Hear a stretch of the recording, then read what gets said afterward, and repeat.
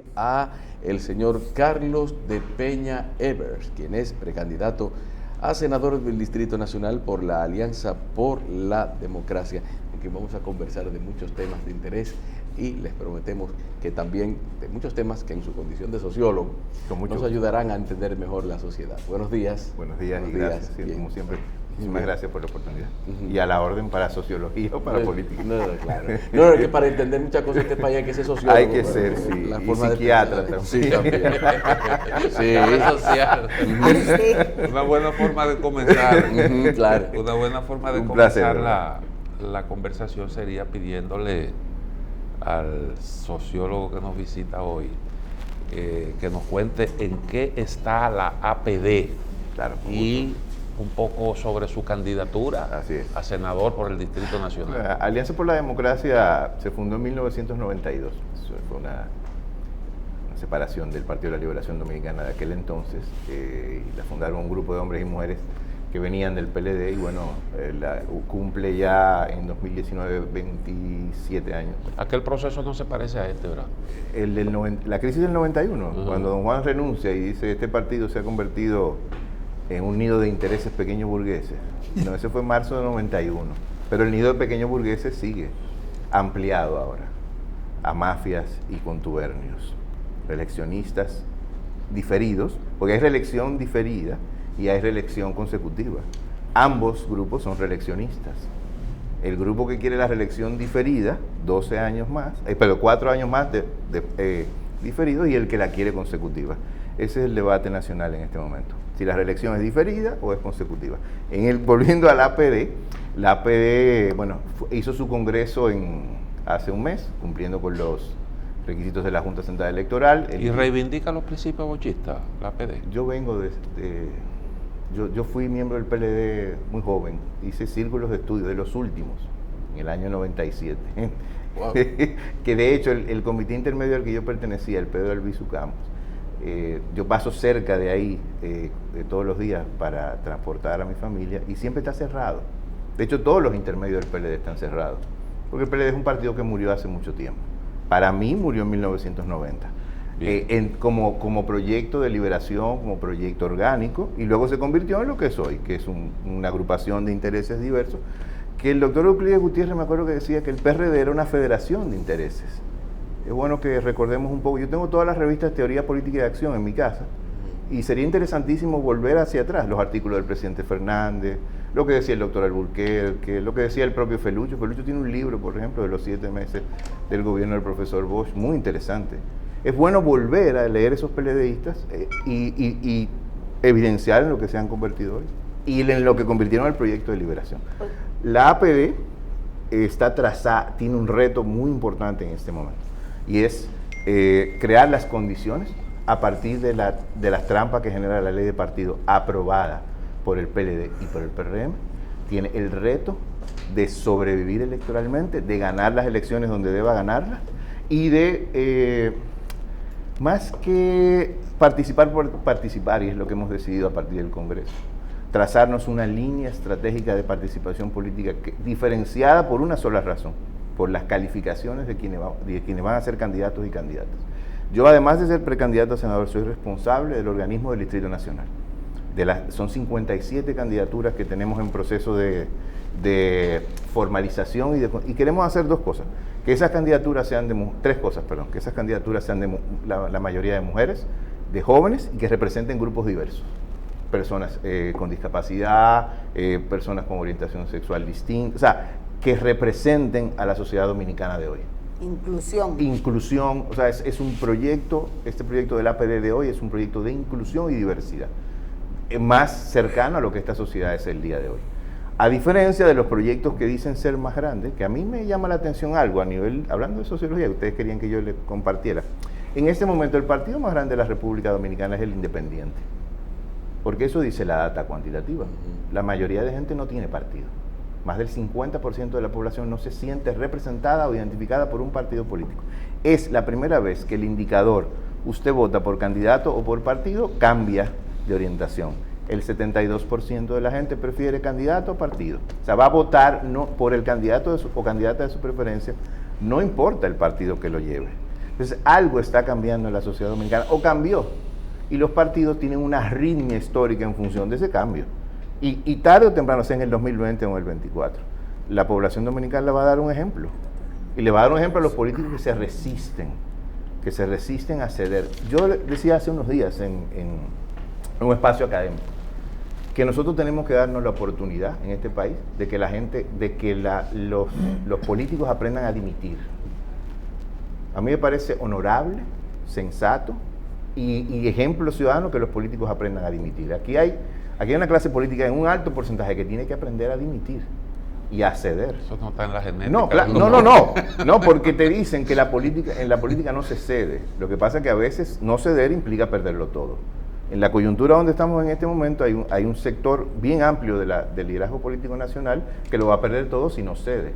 Dígame una cosa, del 1991 hasta la fecha han pasado ¿cuánto? 28 años. Sí. 28 años. Yo me graduaba del colegio, yo estaba, recuerdo como ahora, en mayo del 90 sé dónde estaba, muy cerca de la Junta Central Electoral. Yo tenía un tío que era delegado técnico del PLD en ese momento, que me llevó a la política, que ya murió. Y en el 91 me acuerdo porque estaba saliendo del colegio y las colas de gasolina eran increíblemente largas cuando la crisis económica de Balaguer y la guerra de Irak. Hace bastante tiempo que el APD ya adquirió mayoría de edad. Sí, bueno. ¿Ustedes están realmente conformes con el espacio que han logrado conquistar? A mí me parece, yo soy de una generación, o sea, de hecho, como dije, salía del colegio en el 91. Cuando el APD se funda, yo tenía 18, 19 años aproximadamente, pero yo creo que el APD logró tres cosas en ese interín histórico. Primero, en un difícil trance, o sea, salirse de un partido en medio de una crisis como la que pasó en el 90 y luego la que pasó en el 94, creo que la APD cumplió su rol histórico en ese momento. Número dos, la APD fue parte del Estado y creo que tanto en el Ministerio de Trabajo como en el Ministerio de Medio Ambiente no hay nada que cuestionarle. De hecho, yo no hubiera entrado a la APD si hubiera cuestionamientos o si el doctor Puig o cualquier compañero fuera objeto debería ser objeto de persecución por corrupción. O sea, la APD salió limpia del Estado y su trabajo fue decente y razonable dentro de lo que se le permitía, tanto en el Ministerio de Medio Ambiente como en el de Trabajo. Ahora, esta etapa del APD es distinta. La APD está llenándose de jóvenes y de gente que entiende. Si algo me parece sabio, hablando de dimitir, es darle oportunidad no a las generaciones nuevas porque sean generaciones nuevas, sino a que la gente madure en los espacios políticos. Los PLDistas que fundaron el PLD en el 73, todos tenían probablemente menos de 40 años, los que lo fundaron con Bosch. Entonces, ¿por qué razón no se les cede los espacios? No a quien tenga 30 años de edad, porque yo he conocido jóvenes con 25 años que piensan como adultos de 60, en términos de conservadores, no porque sea malo la edad o no, sino todos vamos hacia allá. Yo tenía en el 91 18, ahora tengo 44. O sea, todos vamos a madurar. ¿Cómo se están ustedes preparando para participar en estas elecciones? En tres criterios. Hemos organizado, adecuándonos a la ley electoral, primero. Segundo... que ustedes dicen que es una ley impuesta y que tiene trampas. Y llena de incongruencia. Deben aprender a redactar. Por eso yo planteo que el Congreso hay que eliminarlo y refundarlo. Para que no todo el que se siente ahí pueda... para que sea un Congreso diferente. Pero bueno, para eso hay que conquistar y para eso hay que ganar mayoría. Es el primer paso que el APD se ha planteado, construir una mayoría opositora. Claro. La dificultad que tenemos con eso, con construir la mayoría opositora en este momento, es que quienes nos plantean la famosa unidad de la oposición para sacar al PLD del poder, en este momento no reúnen cuantitativamente la posibilidad de hacerlo. Ahora, yo he dicho públicamente, y lo vuelvo a repetir hoy, hay dos alternativas posibles y sensatas para sacar al PLD del poder. Y las dos son candidatas presidenciales mujeres. Entonces, si es verdad que queremos sacar al PLD del poder, ¿por qué entonces el partido que dice que es la mayoría de la oposición, que en realidad es la minoría más grande, o sea, dentro de todas las minorías que somos, es la más grande? Bueno, pero si los números a ustedes y a mí nos dicen que hay dos candidatas hoy en este momento que pudieran derrotar al PLD mucho más fácil que los dos hombres que están en pugna. ¿Seminú? No. Dentro del PRM. Adentro del PRM. Dentro del PRM, vuelvo y repito. Hay toda una especie de burbuja de chantaje construida alrededor de todos los que ocupamos espacios de oposición, que yo no creo en oposición unificada, sino oposiciones. Porque tenemos divergencias, como tú. O sea, yo no coincido, en muy pocas cosas coincido con mi amigo Vinicio, en casi ninguna. O sea, somos focos equidistantes. Ahora, Vinicio Castillo. Con Vinicio Castillo, que de hecho nos hicimos muy amigos. Yo fui candidato a senador en el 16 y terminamos siendo muy amigos porque participamos en un proceso después que nos hicieron un fraude con las boletas de diputados, pues bueno, hicimos mancomunidad. Se puede hacer consensos y se deben hacer consensos en el nombre de la democracia. La clave es para qué. Entonces, mi hipótesis es, ¿quiénes son las candidatas o candidatos que mejor nos aseguran el triunfo contra el PLD? Bueno, si no son los dos que están, entonces busquemos dentro del PRM o en cualquier otro sitio candidatas que en este caso son mujeres, son las que a mí me marcan, las que a mí me dan los números. ¿Por qué no las buscamos y damos el salto cuántico, el salto cualitativo que se necesita y todos nosotros nos sumamos alrededor de una de esas dos? Inclusive las primarias del PRM debería ser entre esas dos mujeres. Lo que pasa es que una cosa es decir nosotros queremos sacar al PLD y otra cosa es decir nosotros queremos sacar al PLD para entrar nosotros. Entonces en esa dinámica no podemos caer. ¿Por qué? Por algo sumamente importante. Porque nosotros no podemos reciclar al PLD. No podemos tener un gobierno corto. Es decir, lo que pasó en el 2000 a 2004. Sale que el PLD del 96-2000 no es este. De hecho, para mí fue el mejor gobierno que se ha hecho completo, porque el de Bosch duró 7 meses, pero el del 96-2000 fue un gobierno que venía tenía que desmontar de cierta forma el balaguerato y lo desmontó a través de la reforma y modernización del Estado. O sea, fue un gobierno decente el del 96-2000. ¿Qué pasa? Que llegó la transición con el presidente Mejía, o sea, llegó ese lapsus y solo duró 4 años. Entonces, ¿qué pasó con el PLD? Que se recicló a partir de que no cumplimos con profundizar el papel opositor. Entonces, yo creo que en estas circunstancias, en esta coyuntura, nosotros tenemos que construir una posición real del sistema, no una oposición contra el PLD. De hecho, el PLD está dividido ahora mismo en 2 pedazos. ¿Contra quién es que vamos a ir? Carlos, desde el punto de vista sociológico, ¿qué podemos aprender de la crisis que está afectando al Partido de la Liberación Dominicana, que indudablemente es el principal del país, está en el gobierno? Sí, a mí me tocó, mi investigación doctoral es sobre sociología del poder, esa es mi especialidad. Y a mí me llama mucho la atención la manera en cómo... Yo de hecho tengo un material para libro en carpeta sobre el PLD, la transición del Partido de la Liberación a esto que vemos ahora. O sea, don Juan, hay un texto pequeño del año 85 de don Juan sobre la pequeña burguesía en República Dominicana y otro adicional de clases sociales, que él trata de explicar un poco. Si uno se sumerge en esos textos, encontrará rasgos de lo que está pasando ahora. Bajo la tesis de la lógica de clase, de que dice, bueno, las clases no se suicidan, siendo muy, muy básico, y esta pequeña burguesía al llegar al Estado iba a asaltar el Estado. Lo que pasa es que don Juan, la hipótesis le falla cuando dice, bueno, la materia prima de clase con la que yo voy a construir el PLD se va a través de los organismos, del voto de organismo, de lo general o particular, de los métodos de trabajo. Eso iba a filtrar la lógica de clase. La lógica de clase venció los métodos. Y al vencerla se instaló esto que algo como le pasó al socialismo con el hombre nuevo. Con el hombre nuevo, exacto. Y en el propio proceso cubano, o sea, bueno, vamos a crear el hombre nuevo. Bueno, pero al final la naturaleza, la construcción profunda. El material iba a ser. La materia prima, la identidad de la existencia terminó matando el proyecto de transformación utópica. La duda que a mí me queda, el lastre. ¿Y cómo un proyecto alternativo pudiera evitar eso? Aquí viene la parte que yo acuso al expresidente Fernández de ser el autor histórico, junto con otros, de destruir esa probabilidad, que era lo siguiente. El partido de cuadros, el partido de formación política, nunca debió morir. Aún todo el aparato político se terminara tragando el Estado y el Estado a ellos, el partido de cuadros no tenía por qué morir. Y ellos... Pero eso murió antes. No, porque ellos hicieron el Congreso. Y cuando digo el presidente Fernández, porque a mí me parece que era el llamado a sustituir a Juan Bosch en términos intelectuales.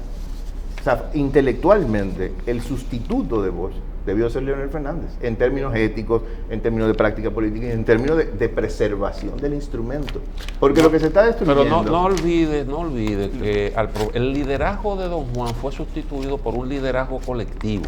Y después entonces se desarrollaron líderes... pero yo hablo ya en 2004. O sea, cuando el presidente Fernández tiene control de todo el aparato del Estado y tiene control del PLD, que el danilismo viene porque hay gente que no tiene memoria.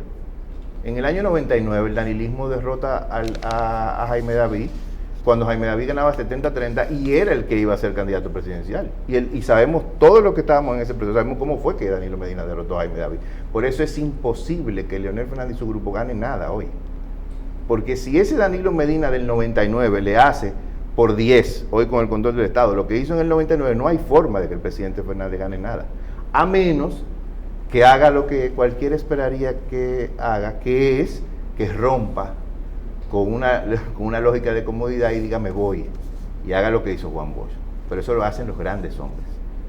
Esa es la lógica en el momento donde la historia lo... En cierta medida, ¿usted cree que ambas partes están apelando a ese mecanismo del que hizo uso don Juan? Me voy. No, porque ya se debió haber ido. O sea, a lo que yo me refiero, yo estoy hablando en el sentido histórico. No, yo digo porque siempre hay como esa amenaza. Es que debió haberse ido hace rato. No hay forma en este país, en este momento, que Leonel Fernández sea candidato del PLD. Porque el PLD lo controla. No hay forma. Y le digo que no hay forma porque el PLD lo controla Danilo Medina. Y dos enemigos, o sea, dos reyes no caben en el mismo castillo. Debemos interpretar que eso usted dice, ok, Danilo no va, pero pone a alguien de él y le puede ganar a Leonel. No, es que hay una cosa que también es una confusión. El danilismo va con o sin Danilo Medina, porque es una expresión de poder, y las expresiones de poder absoluto, porque el danilismo es una expresión de poder absoluta. Es lo que pregunto. No es una expresión de poder democrática, es absoluta. Lo que pasa es que maneja súper bien la estética política. Han sido muy buenos manejando la forma, presentándose, asumiéndose, creyéndose en lógica democrática. Pero la operación política que se está montando en este país en estas horas, que la gente común y corriente está ajena a eso, es una operación en clave absoluta. Arrasar con todo, tragarme todo, consumirme todo, y el que se me mete en el medio, llevármelo también. Entonces, bajo esa tesitura, el expresidente Fernández tendría una sola salida. Lástima que Bailey se la acaba de dañar. La salida sería romper el PLD en dos y armar un proyecto de mediano plazo, aunque no ganen en los 2020. ¿Y por qué Bailey se la acaba de dañar? No sé, Bailey o quienes les dieron la información de la relación. Pero le dañó a Leonel el plan. Bueno, o aún sobre esa base, si eso es mentira, que es una probabilidad. Estamos 50 y 50. Este señor miente. A mí no me parece que su orientación sexual sea el problema. Que hay gente aquí que cree, todavía esta es la hora, 48 horas después, que lo único que se habla es que si el fulano es esto o aquello. Yo creo que lo central es esto. Usted es un mentiroso. Bajo la lógica de que usted es un mentiroso, nuestra evidencia nos dice que esto no es así, por esto y por esto. La verdad es el mejor antídoto contra los fabuladores. Entonces, si lo que ese sujeto está diciendo es mentira, hay que demostrarlo. Pero volviendo al punto más importante, al grueso de la coyuntura es, el problema para mí... En la época de la posverdad eso no es tan fácil. Bueno, pero la verdad, ellos tienen suficientes recursos, no venezolanos, para demostrar la verdad. Y esta es la hora de la encrucijada, por lo que viene, vuelvo y digo, en los días por venir, donde el leonelismo va a tener que demostrar que está dispuesto a cualquier... No a vocear en el Congreso, no a discutir en un pasillo, sino a la confrontación final. Y en el marco de la confrontación final implica que históricamente yo estoy asumiendo un papel. La pregunta para el presidente Fernández, que ojalá me esté viendo, es si por fin, luego de tantos años, luego que yo lo conocí en el 94, ahora es el momento donde él va a reivindicar a Juan Bosch. Porque no es como se comienza, sino como termina. Y si lo reivindica, no es defendiendo la Constitución, es defendiendo la liberación de este pueblo. Y eso fue lo que no pasó y eso fue lo que no hizo. Y por eso ahora mismo están en ese lodo metido con gente cuyo proyecto en el PLD... Si hay una fractura en el PLD, me disculpo. Yo no estoy invitando a la fractura de nadie. No, pero muy bien, yo hipotéticamente lo estoy planteando. Y el doctor Leonel Fernández decide hacer tienda aparte. ¿Hay la posibilidad de que se conforme un frente antirreeleccionista? ¿Participaría la APD en una opción de ese tipo? Yo creo que eso la dirección política del partido tendría que determinarlo. Mi rol es orgánico, yo soy parte de la dirección ejecutiva, eso habría que debatirlo y discutirlo. Yo insisto, vuelvo al origen de lo que estoy planteando en términos opositores. Hay dos fórmulas para ganar y tienen que portarse a la altura de la historia los dirigentes políticos, hombres, Pero lo que usted decía del doctor Leonel Fernández, como que sería suficiente para responder esa pregunta. ¿Usted no cree? La mía, pero esa es mi opinión personal. ¿Pero cuál es la suya? La mía. No, yo pienso que el presidente Fernández debe empezar a escribir su biografía.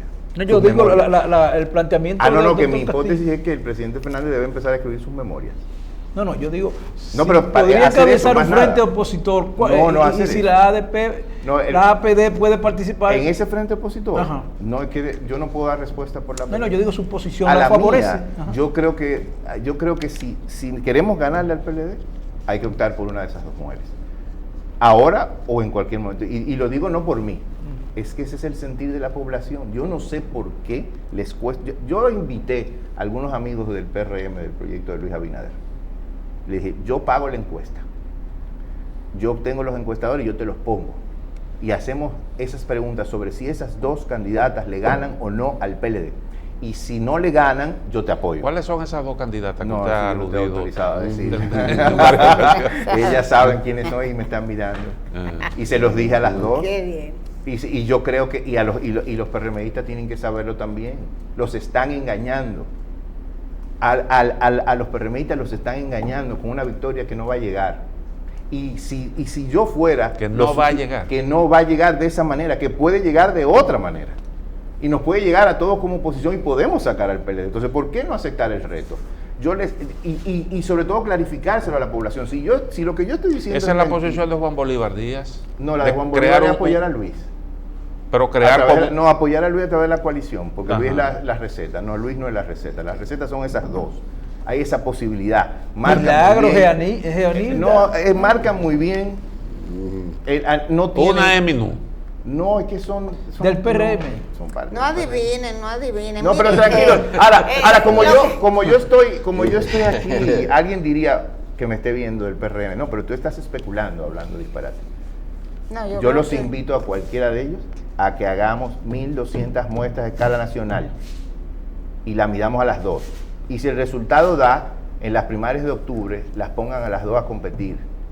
Y entonces veremos si se le puede derrotar al PLD y si hay frente opositor o no real. Lo demás es mentirle a este país. Y hay precios muy caros que pagar históricamente para seguirle mintiendo a este país. Carlos, ¿es tan fuerte la incidencia en el sistema de partido del principal partido, el PLD, que tú viniste a hablar de tu candidatura, ¿verdad? Pero yo soy sociólogo también y me doy a la orden. No hay problema. Es una pregunta sencilla. Claro. Wow. ¿Cómo has preparado lo que es tu proyección de imagen para que la gente entienda que debemos tener un nuevo senador? Mira, en el 16, yo estaba trabajando precisamente con la compañera Minú para el proyecto de su candidatura presidencial, como profesional y como colaborador. Y de repente me tocó con la coyuntura de verme como candidato. Fueron 3 meses. O sea, recuerdo que usted participó en elecciones. Y en el debate. No, ¿cómo se llama? Elecciones de 2016. El programa que se hizo... durante la campaña. Sí, el programa especial, yo estuve acá. Pero ese momento eran 3 meses de campaña. Y hubo que preparar una campaña de la carrera y bueno, ahora no. Yo creo que el Poder Legislativo primero que nada, mi razón por la que yo quiero ser senador es para reorganizar el Congreso y eliminar el Senado. Y me decían en ese momento, ¿y por qué tú quieres eliminar el Senado y qué va a pasar contigo? No, yo quiero inmediatamente el Senado sea eliminado y nosotros tengamos una mayoría congresual, yo paso a ser un representante igual que todo el mundo. Porque lo que yo planteo es que sea una asamblea de ciudadanos, no que sea, que un órgano unicameral. Un órgano unicameral, pero no unicameral, sino con los políticos fuera de él. Y cuando digo los políticos fuera de él... Pero estamos mentalmente preparados para déjeme explicarle la idea. Ustedes lo político, desde que usted es legislador, ya usted es político. Es interesante esto, lo que planteo. Los órganos políticos, los partidos políticos, competirían por el Poder Ejecutivo y por el Poder Municipal. El órgano fiscalizador, auditor, legislativo y de contrapeso, el que hace los procedimientos de revocación de mandato, el que hace las auditorías al Estado. Por ejemplo, la Cámara de Cuentas debería estar adscrita a ese órgano. Entonces sería una asamblea de ciudadanos de diferentes perfiles, de diferentes intereses, representantes de esos intereses frente a los políticos. Es decir, es la ciudadanía ejerciendo de verdad la democracia en contrapeso contra la clase política, que es la profesional. la que profesionalmente va a dirigir el Estado. Eso es lo que hizo promover Correa en Ecuador. Es un congreso ideal. Y Lady Moreno quiso porque lo que yo estoy planteando, porque usted diría, bueno, me perjudica, no, pero mi carrera política yo la puedo hacer perfectamente desde otros órganos del Estado. Lo que estoy diciendo es que tiene que existir un órgano que sea funcional. No puede ser que una institución del Estado gaste 7.250 millones de pesos en un año para nada. El Congreso que tenemos hoy es inservible, es una tara, es una traba. No hay procedimiento funcional de la democracia, no se revoca el mandato, no hay rendición de cuenta verdadera. Los legisladores gastan dinero en nada. Lo peor es que ellos no tienen conciencia del papel. Pero ni siquiera, señores, pero basta leer la ley de partidos. Léanla. Sí. Un niño de cuarto de primaria redacta mejor. Lean esos, revisen las notas de prensa como yo he estado trabajando. ¿Cuáles son las trampas que usted está viendo? Desde hace rato que está por ejemplo, hablando de... Para poner una idea, si hay sospechas de lavado de activos de políticos, esa ley debió tener mecanismos de sanción y mecanismos de persecución. Sí. Y de investigación. Es decir, si a un político se le acusa de lavar dinero internacional, debe ser objeto de investigación inmediata y la ley debe facultar para eso. No tiene. No, la 27597 tenía una laguna, creo que en el artículo 44. Y esta no lo tiene. Pero no hay un procurador electoral, una figura, creo que. ¿Eh? No, pero y el eso no se va a nombrar. Señor, se está planteando.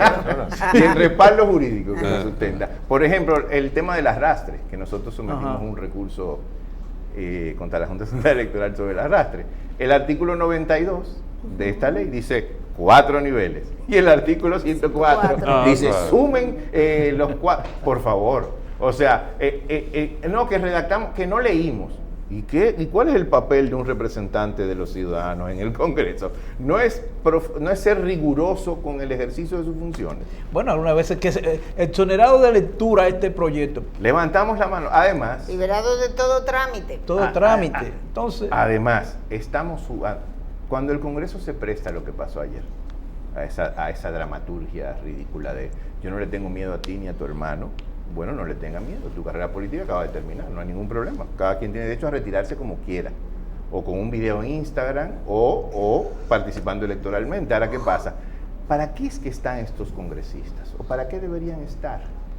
¿Qué papel tienen que jugar en una democracia funcional? ¿Qué papel juegan en las democracias maduras del mundo? ¿Por qué nosotros nos cuesta tanto madurar políticamente? Por una razón sencilla, porque hay una economía de privilegios detrás de las cosas como están. Y cuando se dejan las cosas como están y como son, alguien gana. Y resulta que los que ganan siempre no les interesa ni cambiar el Congreso, porque es su Congreso, ni le interesa cambiar leyes, ni le interesa reivindicar nada sobre la democracia. ¿Por qué? Porque los privilegios están ahí. 7.000 millones de pesos en un año para un organismo que lo único que hace es levantar manos, hacer comisiones y dar supuestas ayudas. Brevemente una panorámica. Sí. ¿Cómo es que ustedes van a escoger sus candidatos? Buenísimo. Si van solos, la participación de ustedes. En el caso de nosotros ya hemos hecho un acuerdo. A recordar que las elecciones municipales son en febrero y las congresuales y presidenciales en mayo, a menos que pase algo en estos días que cambie eso. Sí. Pero en principio, digo, no lo sabemos, porque lo que va a entrar al Congreso abre una caja de Pandora, no lo sabemos. Claro. Eso va a entrar en horas o en días. O sea, hay que ser responsable en esos términos. O sea, a partir de lo que suceda en el Congreso en los días por venir, pues sabremos el diseño final. Ahora, nosotros hemos hecho un acuerdo con el Frente Amplio, con el PRCD y con Dominicanos por el Cambio para candidaturas comunes municipales. ¿Y opción? Se está trabajando con... Hay una mesa de diálogo, incluyendo Acción Democrática y Alianza País, son 6 partidos. Ese proceso está en construcción, tanto a nivel municipal como... Con el PRM no hay conversación. A los partidos, la lógica de ese pacto es apertura. Si en algún lugar es posible apoyarse entre sí, lo que nosotros en este momento no vamos a apoyar candidaturas presidenciales perdedoras. Si vamos a apostar, y en el PRM está la decisión. Ganar. Si vamos a ganar, vamos a ganar de verdad. No apostar para perder, para que un grupo entonces se quede como líder de la oposición. Bien. Gracias a Carlos de Peña Evers por venir acá, candidato a senador del Distrito Nacional por Alianza por la Democracia. Una muy ilustrativa exposición que nos ayuda a entender mejor. Y si hay marcha atrás. Gracias por Un placer.